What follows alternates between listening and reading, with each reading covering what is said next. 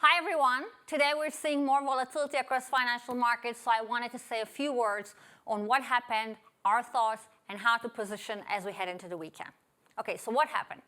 Well, today's job report shook markets, mainly because the unemployment rate ticked up to 4.3%, up from 4.1%, and job growth disappointed. This compounded recently growing concerns that the economy is slowing faster than expected, in part due to restrictive monetary policy. And as a result, the S&P is down about 2% as of this recording, and bond yields have fallen sharply as the market has priced in more aggressive Fed rate cuts.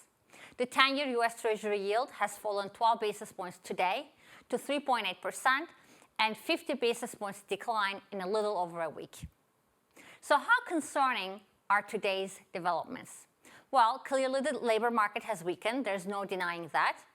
That being said, we would not overreact to one data point, as the data can be very noisy. We're also still seeing jobs added in the cyclical parts of the economy, like construction.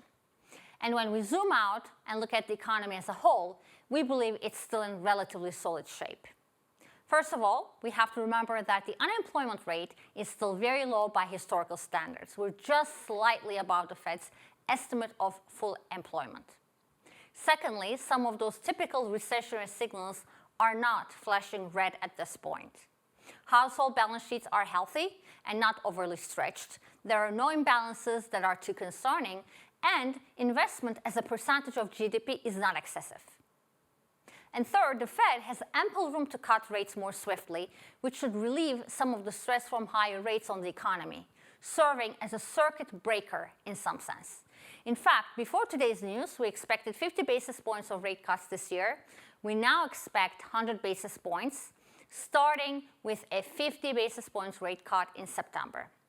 So taking this all together, the bottom line is we still think we're heading towards a soft landing, not a recession. Now, what should you do? In equity markets, stay invested. The fundamental picture for stocks is supportive.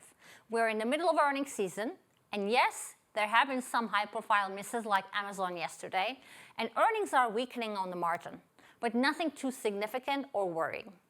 Profit growth is healthy overall, so we caution against panicking and selling out. If you're worried, we recommend adding some downside protection instead, which you can do through structured investments. We also believe the risk-reward in stocks looks a lot better than it did 2 or 3 weeks ago. The S&P is about 60% of its highs. Concerns about stretched valuations and positioning are now less worrying. And we're seeing some of those contrarian buy signals start to emerge, like the VIX spiking into the mid-20s. We do think it's too early to go outright most preferred on equities.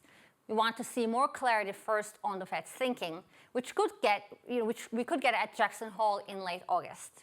We also have election uncertainty with the race tightening up. So volatility could remain elevated, but there are definitely opportunities emerging. Specifically, we like the high-quality growth companies that have pulled back, because that is where you want to be late in the cycle. Many of these live in the technology sector, which we're still leaning into. Tech is down around 13% since its July peak. There was a very high bar for tech coming into the earnings season. So even though companies have been beating, it hasn't been enough to impress the market. But the earnings growth is still strong, and the artificial intelligence story is intact, with capital expenditures going higher. In fixed income, the 10-year yield has declined below our year-end target of 3.85%. And even though we do now expect more cuts this year, we think the total amount of easing priced into the market for 2024 and 2025 is a bit aggressive. So while we like high-quality fixed income, we do believe investors should trim duration. We would stick to that 5-year part of the curve. So if your portfolios are at 7-year duration, we would suggest coming closer to 4.5, 5. And wait for better entry points to add longer maturity bonds. So those are my thoughts, and we will continue to keep you updated in the days ahead. Have a nice weekend.